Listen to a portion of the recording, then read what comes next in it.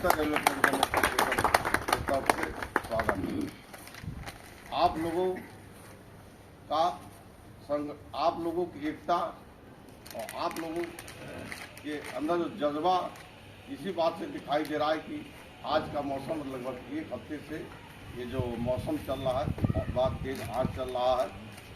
आँच में सामान्यतः घर से निकलने में दिक्कत हो रही है और मान लीजिए हम कहीं घर से निकलने की हिम्मत भी करते हैं तो परिवार के जो अन्य सदस्य हैं वो आपकी वो रोकने का काम करते हैं कि इस लोग में कहाँ आप बाहर जा रहे हैं। तो इन विपरीत परिस्थितियों में भी आप लोगों ने आज की बैठक में भारी संख्या में जो आप लोगों ने अपनी उपस्थिति दर्ज करवाई है, इसके लिए भी आप लोग का बहुत बहुत साथियों। अभी हमारे सहयोगी विश्वकर्मा जी ने आपको बताया 23 तारीख के प्रोग्राम के बारे में। 23 तारीख में आप सभी लोग का स्वागत है।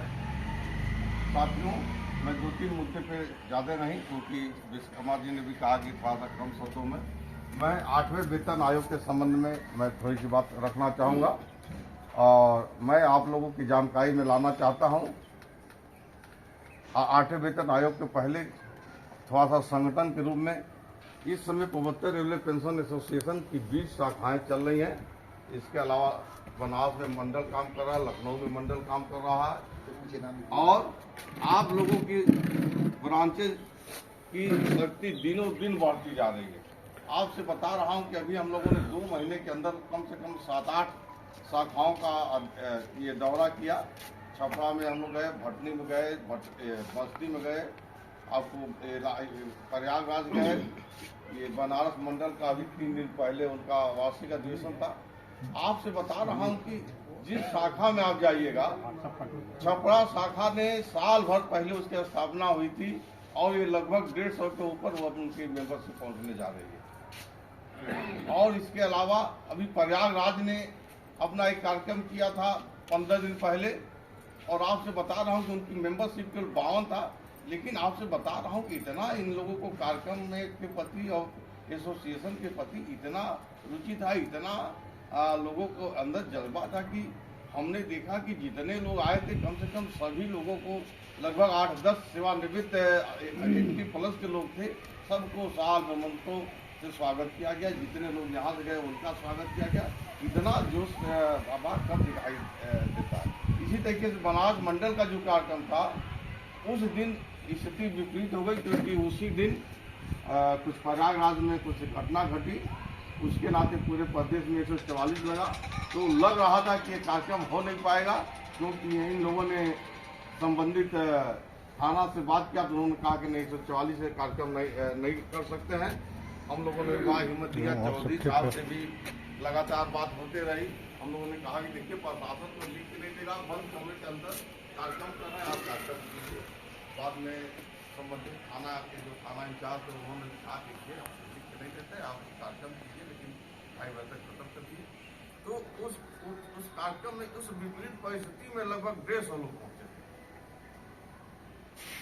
अब जान ही रहे हैं कि उस दिन मतलब समझिए कि बाहर निकलने में लगता था कि लोगों को कहीं किसी शहर में कहीं कोई बात न हो जाए। इन विपरीत परिस्थितियों में और सभी वक्ताओं ने अपने विचार को रखा और कल्चरल प्रोग्राम जो हुआ, आपसे बता रहा हूँ कि एक लड़की 13-14 साल की सुरमा बनर्जी, इसका 2 क्लासिकल नृत्य हुआ। इसकी जितनी नृत्य की तारीफ किया जाए उतना कम है। आपसे बता रहा हूँ लखनऊ से, देखिए इस गर्मी में लखनऊ से रवि शाश्वत आए थे इस कार्यक्रम में केवल अपना सांस्कृतिक कार्यक्रम देने के लिए। तो इतना जल्द आए होंगे, अपना किराया भाड़ा लगा के आए होंगे। तो हम लोगों के अंदर हमने देखा कि मतलब हमारे जो पेंशनर साथियों का दिनों दिन पूर्वोत्तर रेलवे पेंशन एसोसिएशन के प्रति आस्था विश्वास बढ़ता जा रहा है। और बढ़ने का कारण भी है क्योंकि इस प्लेटफार्म से जो भी समस्याएं आ रही हैं, लगभग सभी समस्याओं का निराकरण लोकल लेवल पे जो होने वाला है वो लोकल लेवल पे किया जा रहा है। और कुछ ऐसे समस्याएं 2002 का 2008 का 15 साल से इनका फिक्सेशन नहीं हुआ था, इन लोगों का फिक्सेशन करवाने का काम हुआ है। अगर कोई पेंशनर साथी कहीं मेडिकल में है, कहीं हॉस्पिटल में भर्ती है या किसी विकट परिस्थिति में अगर उसका कोई भी वार्ड फोन कर देता है तो हमारे पेंशनर साथी उस स्थिति में पहुंचने का काम करते हैं। तो इन लोगों को भी विश्वास ये हुआ है कि हमारा और कोई हो या ना हो, लेकिन इस सेवानिवृत्ति के बाद हमारे पेंशनर साथी, हमारे पेंशनर सहयोगी मेरे साथ हैं, हमको चिंता करने की कहीं कोई बात नहीं है। ये अपने आप में बहुत बड़ा विश्वास, अपने आप में बहुत बड़ी बात होती है, जो सभी साथियों को एक नया ऊर्जा देने का काम करती है।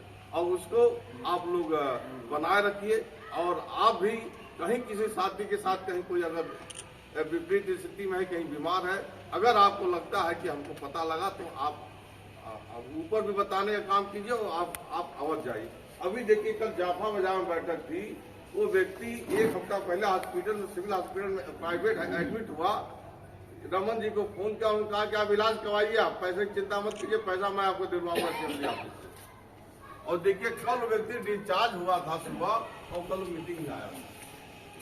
मतलब समझिए कितना तो ये आप लोग समझिए कि हम लोग का जो एकता है, एकता का असर है, और हम लोगों के जो आपस में मिलजुल के एक दूसरे का ख्याल किया जाए, उसका असर है। अब मैं 8वें वेतन आयोग के संबंध में आना चाह रहा हूँ। 8वें वेतन आयोग के संबंध में भारत पेंशन समाज के बारे में आपको संक्षिप्त रूप में बता दे रहा हूँ। भारत पेंशन समाज इस देश का सबसे बड़ा सेवानिवृत्त कर्मचारियों का एक फेडरेशन है, जिसमें सभी सेंट्रल गवर्नमेंट विभाग, स्टेट विभाग, डिफेंस, पोस्ट ऑफिस, बीएसएनएल, अर्ध सहकारी, सहकारिता विभाग, शिक्षक, जितने सेवानिवृत्त कर्मचारियों हैं, इनका एक सबसे बड़ा संगठन भारत पेंशन समाज है, जो डीओपीटी और डीओपी से मान्यता प्राप्त संगठन है, जिसकी बैठक 3 महीने 6 महीने पे लगातार गवर्नमेंट ऑफ इंडिया के साथ होती है। और जो सेंटर इशू के जो भी मैटर होते हैं, वो मैटर भारत पेंशन समाज उठाने का काम करता है। चाहे आपका कोई ये जैसे कि मेडिकल का जो था 1000 से 3000 मिलने वाली बात है, 80 के ये कमिटेड का जो पीरियड वो घटने का, ये कम करने की बात है। तो इन सब बातों का, और इसके अलावा समय समय पर जो मेडिकल फैसिलिटी के संबंध में भी वो लगातार भारत पेंशन समाज की तरफ से ये चीज किया जाता रहा है। वही भारत पेंशन समाज ने इस देश का सर्वप्रथम संगठन है जिसने 8वें वेतन आयोग के लिए सबसे पहले भारत ये गवर्नमेंट ऑफ इंडिया के सामने गुहार लगाने का काम किया। और लगभग 20 दिन पहले भारत पेंशन समाज ने माननीय प्रधानमंत्री के नाम से एक पत्र लिखने का काम किया, और उन्होंने कहा कि अब मुश्किल से 2 साल 8 महीना या 9 महीना बचा है, क्योंकि हमारा 8वां वेतन आयोग 1/1/2026 से ड्यू होता है। और आप सभी लोग जो लोग हैं, हम जानते हैं कि सभी आप लोग को अच्छे तरीके से जानकारी है कि एक पे कमीशन के गठन से लेके उसको रिपोर्ट देने में और उसके रिपोर्ट को फाइनल होने में लगभग 2.5 साल 3 साल शायद 3 साल तक भी कम से कम लग जाता है। तो भारत पेंशन समाज ने यही याद दिलाने का काम किया कि माननीय प्रधानमंत्री जी, आपके जानकारी में लाने का काम किया जा रहा है कि 1/1/2026 से जो हमको 8वां वेतन आयोग हमको मिलना है, उसको समय से स्थापित करने का काम किया जाए, जिससे कि 1/1/2026 के पूर्व इस वेतन आयोग का रिपोर्ट ये रिकमेंडेशन सामने आ जाए, और अगर उसको सभी कर्मचारियों को इसका लाभ मिल जाए। ये आपको समझिए कि अभी तक किसी संगठन ने कोई आवाज नहीं उठाया था, और भारत पेंशन समाज की आवाज इसलिए भी आज के समय में इतनी ऊंची इसलिए है कि आज आप लोगों की संख्या, हम पेंशनर साथियों की संख्या जो है वर्किंग कर्मचारियों से ज्यादा है। और आज भारत सरकार, गवर्नमेंट ऑफ इंडिया भी ये समझ रही है कि ये जो पेंशनर जो है, उनकी बात को, उनकी आवाज को हम दबा के नहीं रख सकते हैं। अगर उनकी जेन्युइन डिमांड है तो उनको हमको मानना पड़ेगा। और हम लोगों ने जो प्रेशर 8वें वेतन आयोग का किया है, ये सबसे सुटेबल समय भी है। लगभग 11-12 महीने के बाद आपको आगामी लोकसभा का चुनाव भी है। चुनाव के पहले हम लोगों ने दस्तक देने का काम किया है कि साहब, आप 8वां वेतन आयोग का गठन कर दीजिए, 8वां वेतन आयोग का गठन कर दीजिए। और अगर लोकसभा चुनाव के पहले आज समय से अगर 8वें वेतन आयोग का गठन नहीं होता है तो ऐसा मत समझिए कि हम लोग कुछ भी फैसला ले सकते हैं जो आपको भारी पड़ सकता है। और गवर्नमेंट ऑफ इंडिया भी समझ रही है कि अगर पेंशनर साथी एक आवाज उठा देंगे तो हमारे लिए दिक्कत हो जाएगी। इसलिए हमको पूरा उम्मीद है कि 8वें वेतन आयोग का गठन 2 महीने 3 महीने के अंदर होगा। और जब भारत पेंशन समाज ने आवाज उठा दिया है तो उसके बाद 2-4 संगठनों ने भी आपको समझिए कि ये 8वें वेतन आयोग की बात गठन के लिए पत्र लिखने का काम किया। इसके अलावा आपसे बता रहा हूं कि 13 तारीख को CMD मैडम है, अभी नई आई हैं तो 2 महीना पहले, लेकिन छुट्टी में चली गई थी। इनसे आप लोगों के मेडिकल के संबंध में जो भी हॉस्पिटल में दिक्कत हो रही है इन के संबंध में ज्ञापन देने का काम किया गया। और CMD मैडम ने लगभग 40-45 मिनट एक मुद्दे पे उन्होंने डिस्कशन किया और वह सौहार्दपूर्ण वातावरण में उन्होंने एक बात को कहा। सर्वप्रथम हम लोगों ने 1 महीने की दवा मिलती है उसके संबंध में बात किया गया। उन्होंने कहा कि बात हमको भी जानकारी में है और ये आप दिक्कत जो है कुछ पिछले साल कुछ बजट की दिक्कत थी, लेकिन आपकी बात से मैं पूर्ण रूप से सहमत हूँ कि अगर हम 3 महीने का नहीं दे सकते तो कम से कम 2 महीने का दिया जाए। कल जाफा बाजार की बैठक में एक साथी ने कल गए थे दवा लेने तो बता रहे थे कि हमको 1 महीने की दवा लिख रहे थे तो हमने कहा कि नहीं ये फैसला हुआ कि 3 महीने की दवा मिले, 2 महीने की दवा मिला। तो मेरा आप लोगों से कहना कि अगर हॉस्पिटल में जाएं, अगर 1 महीने की दवा देते हैं तो आपको ये खुल के कहने में कहीं संकोच नहीं कि सर ये रेलवे बोर्ड का आदेश है। और CMD मैडम ने भी इस चीज को एक्सेप्ट किया है कि हमको 2 महीने की दवा मिलनी है और 2 महीने की दवा मिलना शुरू हो जाएगा। इसके अलावा जो रेफर जो लोग ऑल ऑफ सडन ये जो भर्ती किसी हॉस्पिटल में एडमिट हो जाते हैं उस संबंध में कोई कार्रवाई नहीं होती तो उस पर भी मैडम को चिट्ठी दिखाएगा। उस पर भी उन्होंने मतलब कहा कि मैं सभी जो हमारे MD डिवीजन के हैं उनको चिट्ठी लिखा गया, लेकिन मैं व्यक्तिगत कोशिश करूँगा कि जब कोई बैठक होता है इन लोगों से मैं कहूँगा कि इस चिट्ठी को सभी हॉस्पिटलों में अपने तरफ से एक बार सर्कुलेट करने का काम करें कि जो भी पैनल हॉस्पिटल है वो किसी भी हालत में अगर मरीज पहुंचता है तो उनको वो देखने से इनकार नहीं कर सकते हैं। कोई बात हो सकता है तो हमसे CMD से बात करें, लेकिन वो मरीज को तत्काल उनको ये देखना है।